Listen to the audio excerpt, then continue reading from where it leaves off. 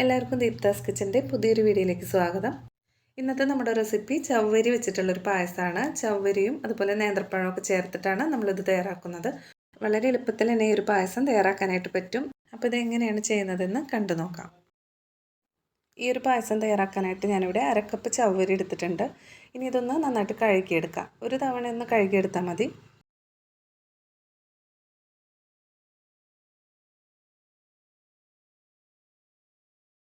നന്നായിട്ട് കഴുകിയെടുത്തിട്ടുണ്ട്. ഇനി ഇതിലേക്ക് കുറച്ച് വെള്ളം ഒഴിച്ച് കൊടുത്തിട്ട് കുറച്ച് നേരത്തേക്കൊന്ന് കുതിർത്തിയെടുക്കണം.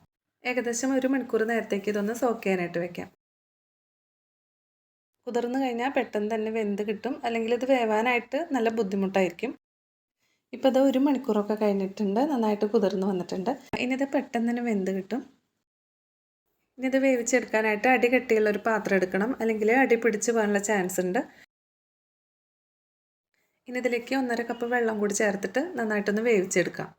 നന്നായിട്ട് തിളച്ച് വന്നു കഴിഞ്ഞാൽ തീരെ മീഡിയം ഫ്ലെയിമിൽ വെച്ചിട്ട് വേണം വേവിച്ചെടുക്കാനായിട്ട്.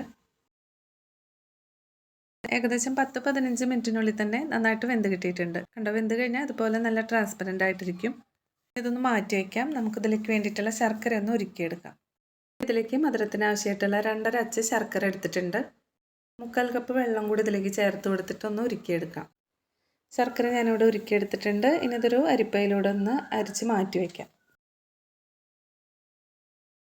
ഇനി ആദ്യം തന്നെ നമുക്ക് ഈ പായസത്തിലേക്ക് ആവശ്യത്തിനുള്ള കുറച്ച് അണ്ടിപ്പരിപ്പും ഉണക്കമുന്തിരി ഒന്ന് വറുത്തെടുക്കാം.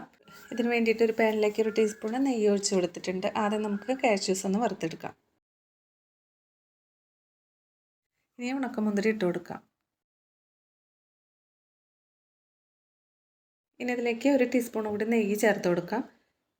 ഇനി ഇതിലേക്ക് വേണ്ടിയിട്ട് ഞാനൊരു മീഡിയം സൈസിലുള്ള നേന്ത്രപ്പഴം ചെറിയ കഷ്ണങ്ങളാക്കി എടുത്തിട്ടുണ്ട്. നല്ല പഴുത്ത പഴം വേണം ഇതിനായിട്ട് എടുക്കാനായിട്ട്.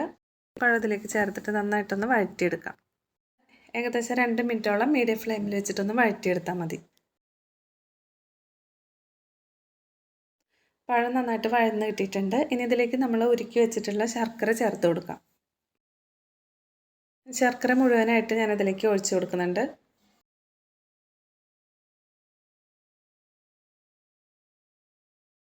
ഇനി പഴത്തിൽ ശർക്കരയൊക്കെ നന്നായിട്ട് പിടിക്കണം. അതിന് വേണ്ടിയിട്ട് തീരെ മീഡിയം ഫ്ലെയിമിൽ വെച്ചിട്ട് 2 മിനിറ്റോളം നന്നായിട്ടൊന്ന് തിളപ്പിച്ചെടുക്കാം.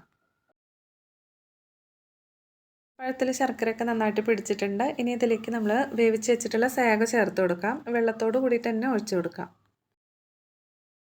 പഴവും ചവരിയൊക്കെ നന്നായിട്ട് വെന്തിട്ടുള്ള തന്നെയാണ്. ശർക്കര ഇതിൽ നന്നായിട്ടൊന്ന് പിടിച്ച് കിട്ടിയാൽ മാത്രം മതി. അതിന് വേണ്ടിയിട്ട് ഒരു മീഡിയം ഫ്ലെയിമിൽ വെച്ചിട്ട് 2-3 മിനിറ്റോളം ഒന്ന് ഇളക്കി കൊടുക്കാം. നന്നായി തിളച്ച് ശർക്കരയൊക്കെ പഴത്തിലും ചവരിയിലൊക്കെ നന്നായി പിടിച്ച് നല്ല സെറ്റായി വന്നിട്ടുണ്ട്. ഇനി നമുക്കിതിലേക്ക് നാളികേരപ്പാൽ ചേർത്ത് കൊടുക്കാം. 1 കപ്പ് നാളികേരം ചിരകിയത് എടുത്തിട്ട് അതിലേക്ക് 1/2 കപ്പ് വെള്ളം ചേർത്തിട്ടാണ് ഞാൻ ഈ ഒരു പാൽ എടുത്തിട്ടുള്ളത്. അത്യാവശ്യം കട്ടിയുണ്ട്. അപ്പോൾ ഈ ഒരു പാലും കൂടി ഇതിലേക്ക് ചേർത്തിട്ട് നന്നായിട്ട് ഇളക്കി മിക്സ് ചെയ്ത് കൊടുക്കാം. നാളികേരപ്പാൽ ചേർത്ത് കഴിഞ്ഞാൽ പിന്നെ തീ ഓഫ് ചെയ്ത് കൊടുക്കാം.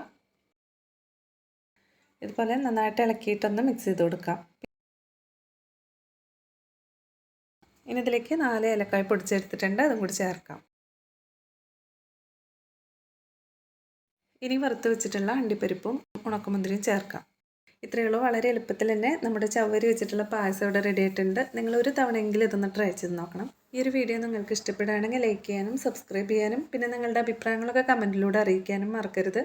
വീണ്ടും അടുത്തൊരു വീഡിയോ ആയിട്ട് കാണാം. താങ്ക്